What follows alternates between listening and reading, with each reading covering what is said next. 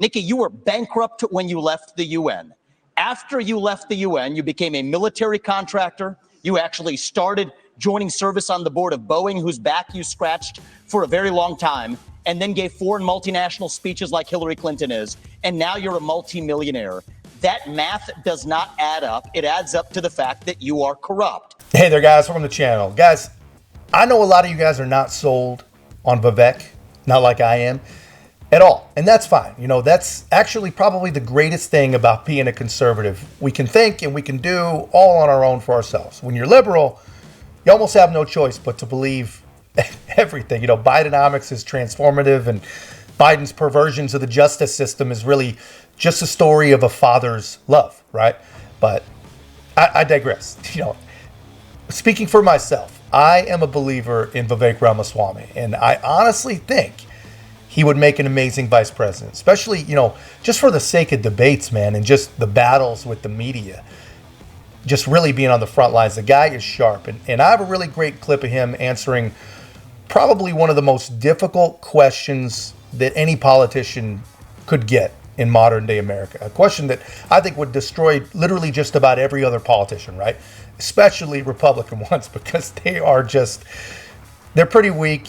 They're really not good at avoiding questions, and mainly because the media won't let them. People won't let them avoid questions like they will a Democrat. But first, guys, if you haven't already, guys, please help this channel continue to grow. I think moving into 2024, it's going to be more and more difficult to get conservative voices heard. So we're going to have to work hard, guys. We're going to have to do this together. So please make sure to like, comment, subscribe. Most importantly, share the channel.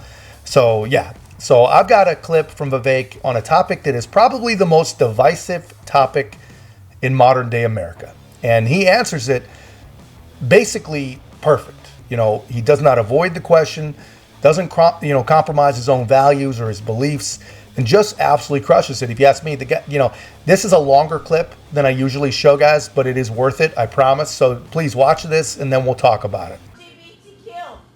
What's up? You heard me. I actually didn't. LGBTQ. Yep, what about it? Yeah, you just said there was nothing about transgender. Yeah, so how about this? I give you the mic, and we hear what you have to say. And then I'm going to answer you, and you'll hear what I have to say, what everybody else here has to say. Does that sound like a good deal? I don't need the mic. Yes. I can speak louder. Well, stand up. Tell me your name and state your question. My name's Alexis Case, and I grew up here. Okay. In this town. LGBTQ is a serious situation in this world today. There are children that get bullied because they are gay, they're lesbian, they're transgender. I don't need that. Okay. You're welcome to have it if you want. I don't need it. You get to ask your question, but after that, you're going to hear me give my answer. So I'll let you finish. What is your stance on LGBTQ? Good. Thank you for your question. I'm going to answer it. I'm going to go into a level of depth that I don't usually go into on a campaign trail, but I'm going to do it because you asked the question, and you deserve an answer. LGBTQIA, there's so many letters, they've just added a plus at the end. That's where we are now. What's going on? So the same movement, because if we're going to call that one thing, let's play it fair. The same movement that said that the sex of the person you're attracted to is hardwired on the day you're born. That was the premise of the gay rights movement, for it to count as a civil right. That movement is now saying that your own biological sex is totally fluid over the course of your life. Hypocrites. You can't believe both those things. Well, I think I'm going to get to a deeper say. That's where I was about a year or two ago, but I think there's something deeper going on, and I'll tell you what it is. So the same movement, and by the way, let's think about the women's rights movement in this country, which said there's many ways to be a woman. You can have long hair, short hair, you can wear a skirt, you can wear jeans. Now says that, if actually you want to behave a certain way, that means you're a man.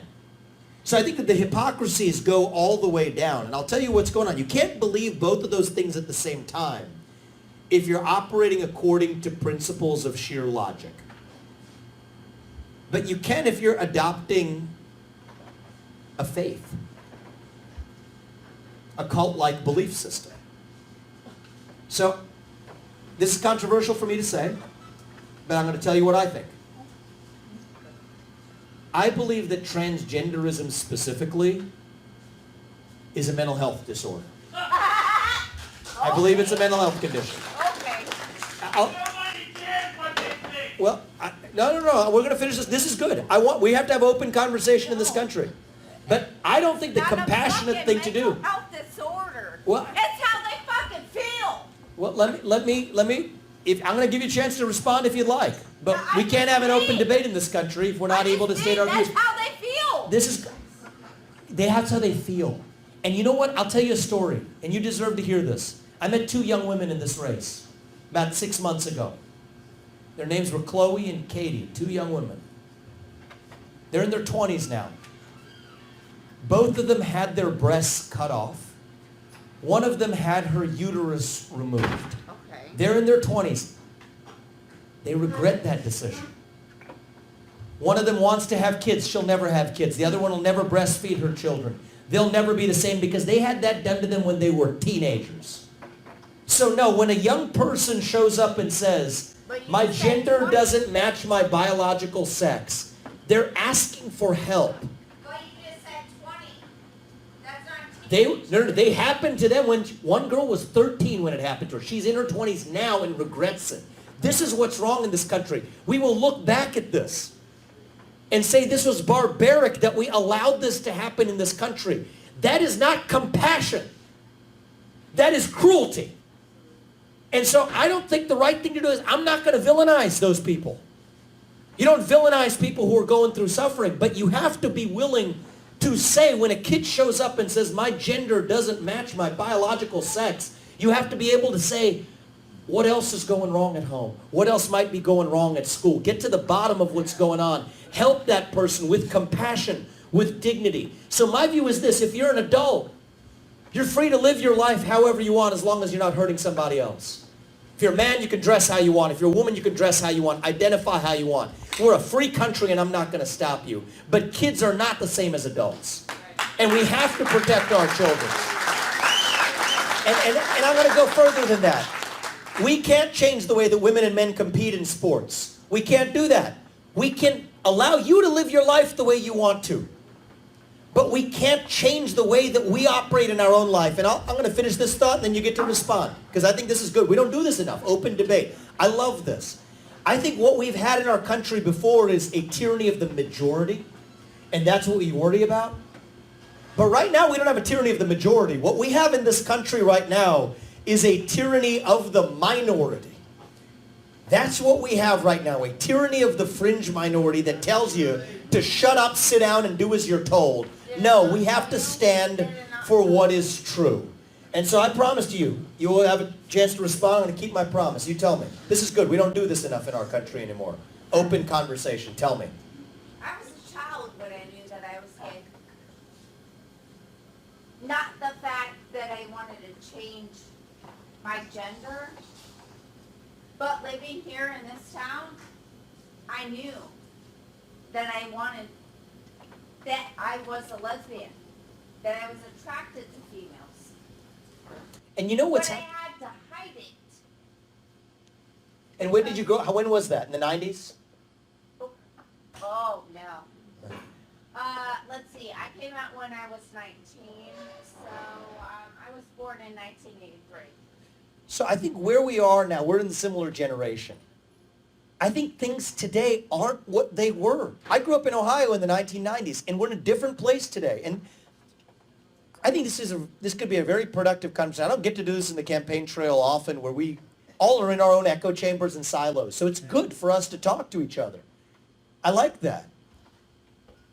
Something funny's happened, I think, in the last few years in this country with the civil rights movement. It's right when we get to closest to the promised land of true racial equality that we then start obsessing over systemic racism.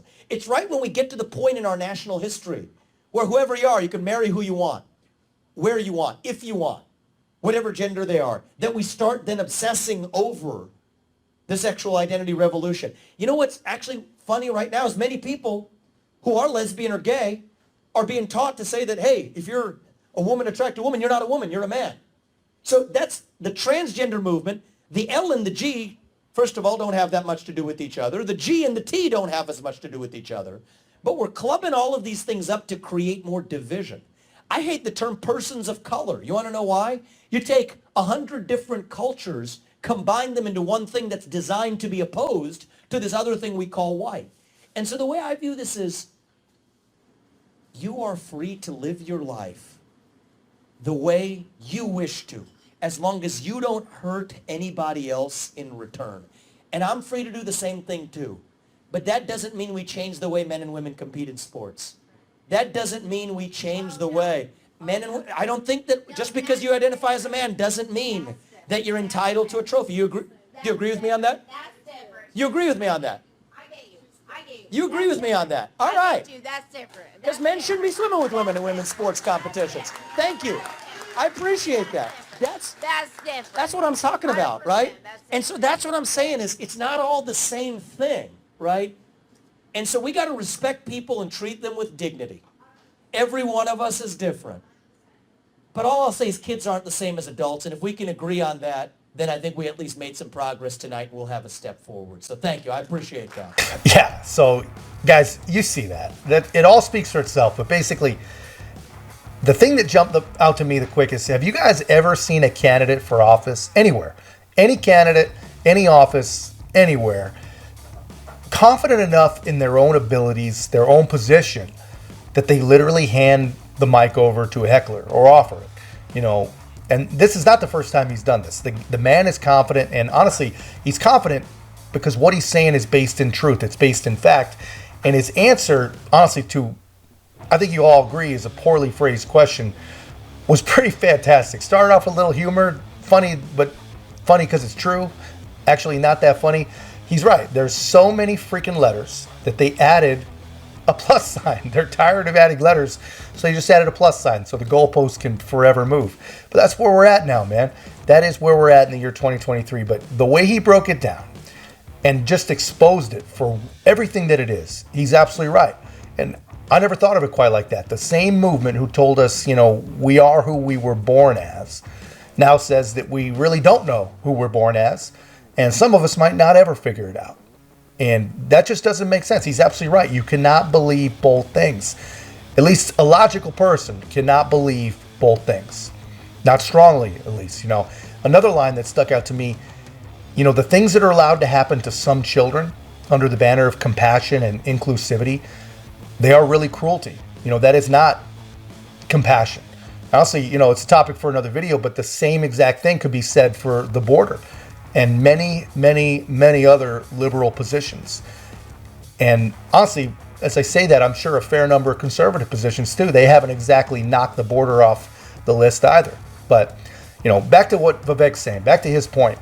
Children and adults are not the same. And protecting children should not be considered a radical position. I mean, he's right on that. Everyone should agree on that. That should not be controversial. You know, he's also right on sports. He's right on a lot. And his interaction, honestly, even ends in some agreement, which, you know, never ever would have happened if he acted like the standard politician and just ignored or silenced the dissenters, you know, like the AOCs in the world do. You know, progress is what he said, progress and a step forward. He's absolutely right. And honestly, it is impressive to see any candidate from either side for any office actually talking about protecting children and proudly talking about it, because it is such a hot button, divisive issue that they're scared. And he does it respectfully. He does it really, really pointedly. And he sticks to exactly what he believes, right? Which is that it really is a mental health issue. And guys, this is not some evil right-wing, white supremacists of Indian descent saying this. The DSM manual itself agrees. You know, this is what impresses me about Vivek. You know, he's able to walk the same fine line that a lot of politicians really kind of have to. They have to be careful, I guess. But at the same time, he stays true to his convictions, you know, and he's brave enough to actually tackle the issues. You know, I'm impressed. Let me know in the comments your thoughts on this, guys. I think it's pretty impressive stuff, but that's all I've got, guys. Let me know your thoughts in the comments. And if you haven't already, please make sure to like, comment, subscribe. Most importantly, share the channel. And we'll see you in the next one.